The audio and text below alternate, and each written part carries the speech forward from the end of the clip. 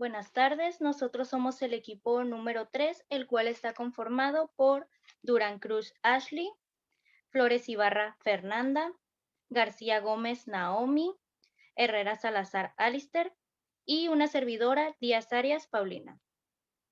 En breves empezaremos a hablar sobre la estructura de la célula animal, pero primeramente para repasar hablaremos sobre qué es la célula. Recordando qué es la célula, esta es una unidad estructural y funcional básica de la cual están constituidos los organismos vivos. Y a pesar de su gran variedad de células, todas tienen una membrana plasmática, un citoplasma, el cual contiene diversos organelos, y un núcleo central. Y como ya mencioné, con su gran variedad de células, pero esta vez hablaremos sobre la célula animal. Primeramente, me vuelvo a mencionar Paulina Díaz. Tenemos principalmente al núcleo. Dentro del núcleo se encuentra el material genético de la célula. Este, a su vez, se encuentra rodeado por una envoltura nuclear, la cual es una doble membrana que delimita al núcleo de la célula. Esta cuenta con pequeñas aberturas que le permiten transportar moléculas entre el núcleo y el citoplasma. Ahora, igual, dentro de este núcleo podemos observar en la imagen la esferita amarilla, se encuentra el llamado nucleolo. Y estas son masas densas que contienen ADN, ARN y proteínas. De igual manera, pues el núcleo celular contiene toda la información para que las células vivan y realicen sus funciones y puedan dividirse.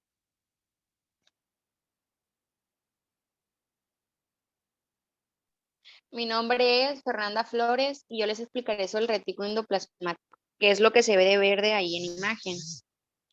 Eh, el retículo endoplasmático, también llamado retículo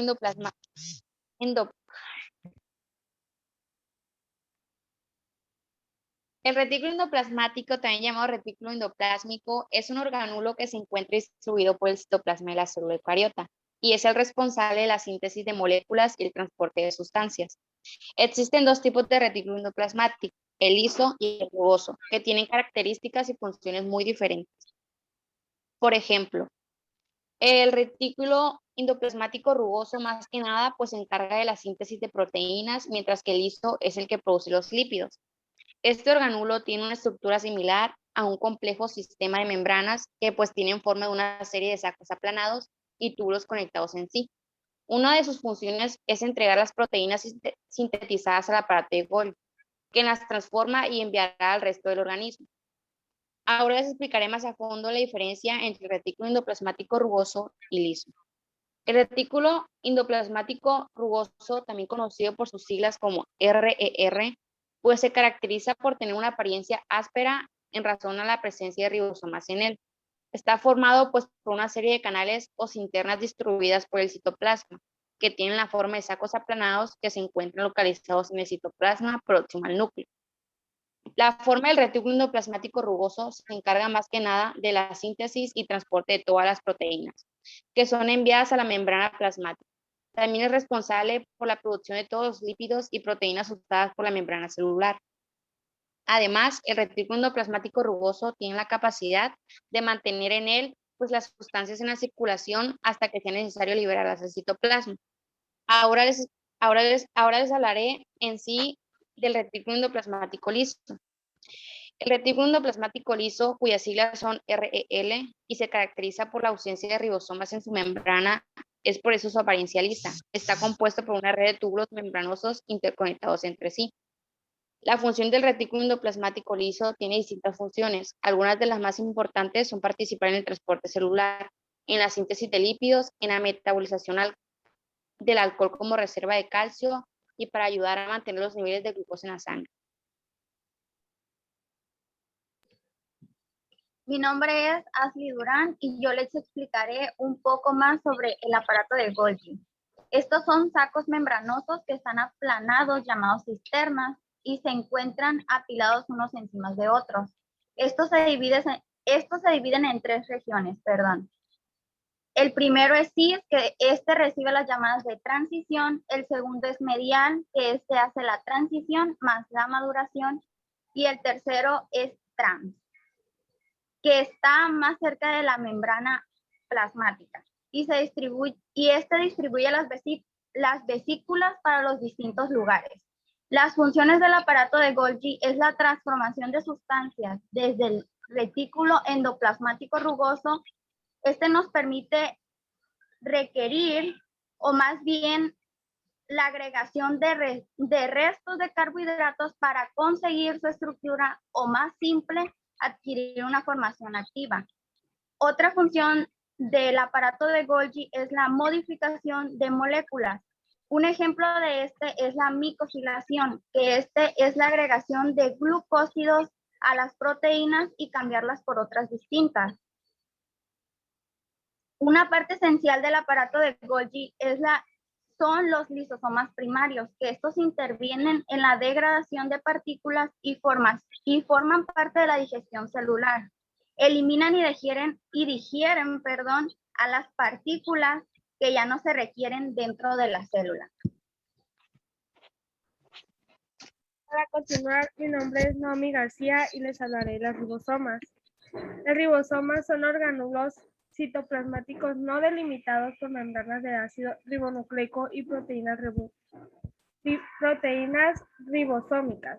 Estas constituyen una máquina celular presente en todas las células, ya que son los centros celulares de traducción que hacen posible la expresión de los genes.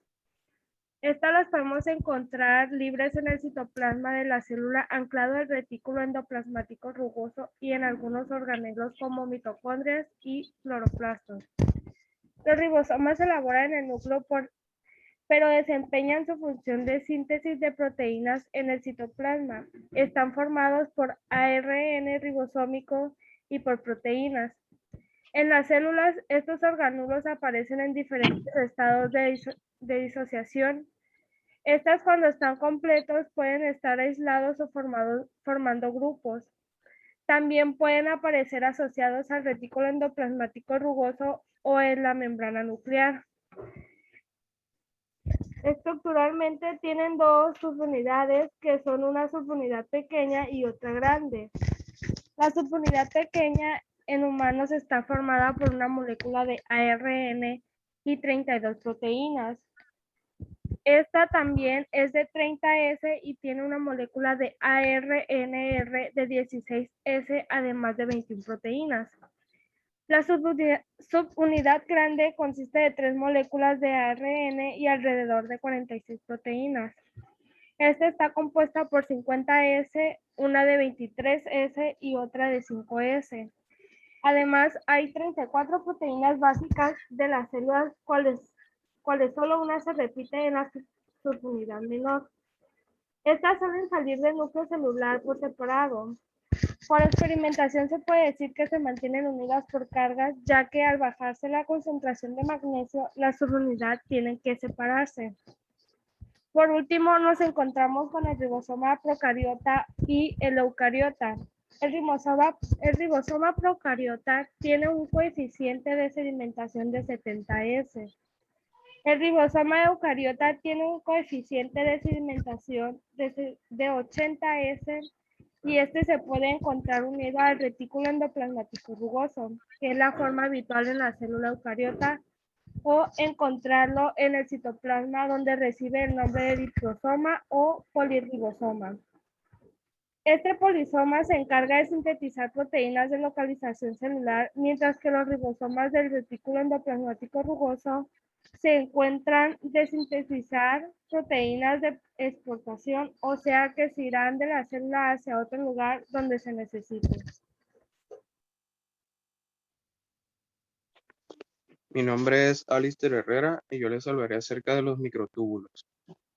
El microtúbulo son un componente del citoesqueleto con una importante función de organizar internamente a las células eucariotas. Estos a su vez establecen la disposición espacial de algunos orgánulos. Por su parte, forman un sistema de raíles para el tráfico vesicular o de macromoléculas entre compartimentos celulares. Estos llegan a ser imprescindibles para la división celular, ya que forman el uso mitótico. Este uso se refiere a que posibilita la migración y la correcta separación de las cromosomas. A su vez ayudan al desplazamiento celular y por último permiten la polarización de ciertos tipos celulares y son esenciales para los cilios y los flagelos.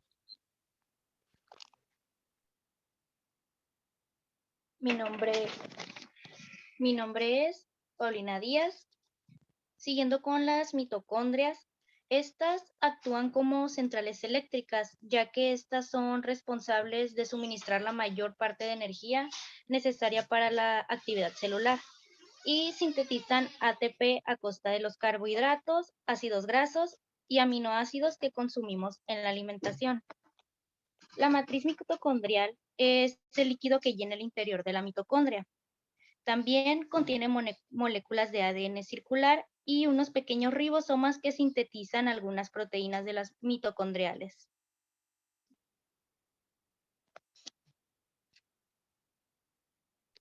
Mi nombre es Fernanda Flores y yo les explicaré lo que son los centriolos. Los centriolos son orgánulos tubulares en pares de 2 en 2 que están formados por 9 grupos microtubulares cada uno. Se encuentran en el citoplasma de la célula animal, cerca del núcleo. Los centriolos tienen la función de organizar los microtúbulos, que son el sistema esquelético de la célula y ayudan a determinar las localizaciones del núcleo y de otros orgánulos celulares. La palabra se refiere a un tipo de orgánulo tal como los lisosomas o el endosoma.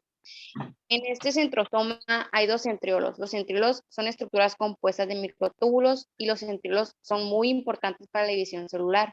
Así, cuando la célula va a empezar a dividirse, los centriolos viajan hacia polos opuestos del núcleo, en este momento en que los cromosomas se condensan por la mitosis. Los centriolos ayudan a formar el uso mitótico.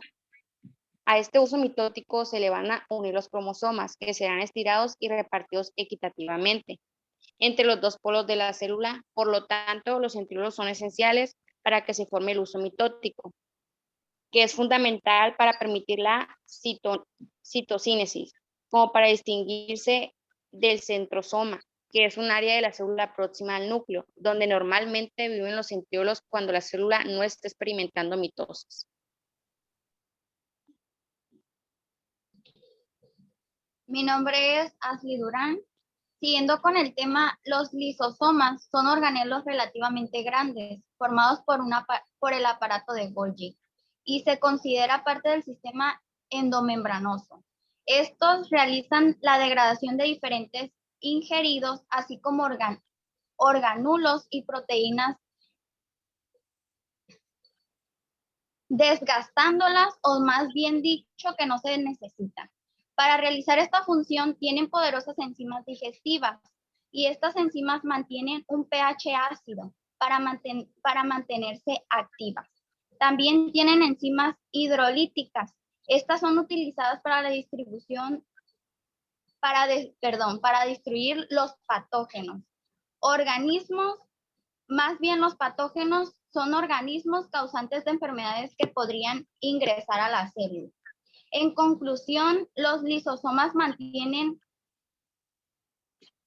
contienen sustancias capaces de digerir organelos desgastados y partículas de alimentos. Por último, digieren virus y bacterias que hayan entrado a la célula. Ya casi para terminar, yo les voy a hablar sobre la membrana plasmática. Es parte esencial de la célula, de hecho, su rotura podría dar lugar a la muerte celular. Está formada mayoritariamente por lípidos y proteínas y gracias a ellas es posible la regulación del equilibrio entre el interior y el exterior de la célula. Por lo tanto, una barrera física y en ella también se dan numerosas reacciones químicas imprescindibles para la célula vegetal. La membrana plasmática no es visible bajo un microscopio óptico, pues tiene un grosor promedio de 7,7 nanómetros cúbicos en las células vegetales y de los hongos. Dicha membrana se ubica por debajo de la pared celular. La permeabilidad selectiva es la característica principal de la membrana plasmática, o sea, su capacidad para permitir o rechazar el ingreso de moléculas determinadas a las células, regulando así el paso de agua, de nutrientes o de sales iónicas y manteniendo el citoplasma siempre en condiciones óptimas en lo que el potencial electroquímico, pH o concentración se refiere.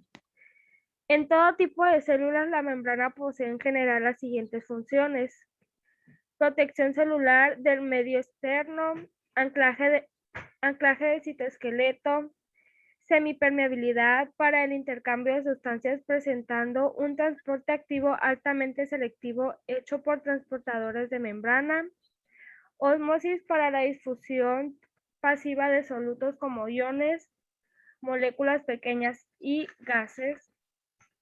Por último, la membrana plasmática está compuesta por dos capas de lípidos que orientan sus cabezas polares hidrófilas, es decir, que tienen afinidad por el agua, hacia adentro de la célula, manteniendo sus partes hidrófobas en contacto a la manera de un sándwich, se podría decir. Estos lípidos son primordialmente colesterol, fosfoglicéridos y esfingolípidos.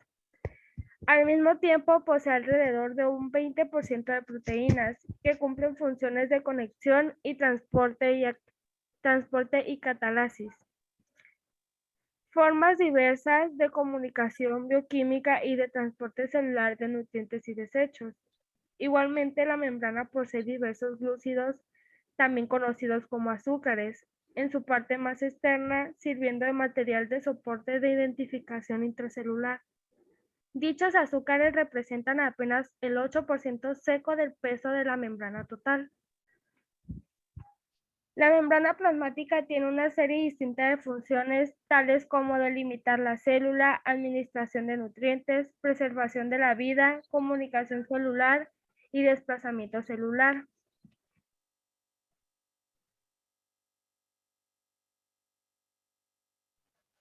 Como desenlace hacia la estructura de la célula animal, yo les hablaré acerca del citoplasma. El citoplasma es una sustancia gelatinosa que llena el interior de una célula. Se encuentra ubicada entre la membrana plasmática y el núcleo cuando éste está presente. El citoplasma se encuentra formado por agua, sales, proteínas y algunas otras sustancias. Existen diversas funciones, pero la más importante del citoplasma es que sirve de soporte para las organelas de la célula y ayuda en los procesos metabólicos que ocurren dentro de ella misma.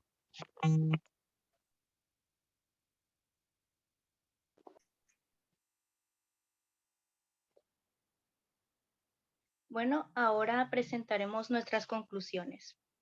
Mi nombre es Paulina Díaz, nuevamente.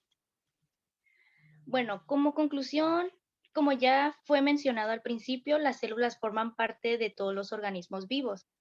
El ser humano puede contener 1.000.000 de ellas, así como también hay organismos que solo se componen de una sola. Existen muchas diferentes. E igual las células son capaces de proporcionar y transformar la energía. Y una de las características que las distinguen es su capacidad para sintetizar moléculas a partir de otras más sencillas. Y pues asimismo estas son capaces de llevar a cabo como las funciones de la nutrición, relación y la reproducción. Y hoy nos tocó hablar sobre la célula animal, que pues como su nombre lo indica, sería la que compone los distintos tejidos animales. Por mi parte es todo.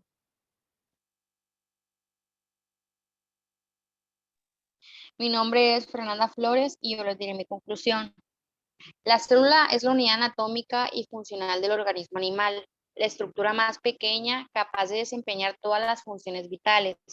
Esta forma parte de la organización del cuerpo, ya que la célula forma tejidos, los tejidos forman órganos, los órganos forman sistemas y el conjunto de sistemas forma un organismo.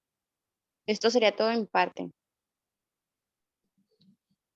Mi nombre es Ashley Durán y a mi criterio personal puedo concluir y extraer que las células son las unidades básicas de todos los organismos. Las células forman tejidos, los tejidos órganos, los órganos sistemas y los sistemas un organismo. Por último, en mi opinión, la célula es muy importante de lo que se componen muchos tejidos para los animales. Y gracias a sus estudios se ha podido comprender mejor su composición y sus diversas formas.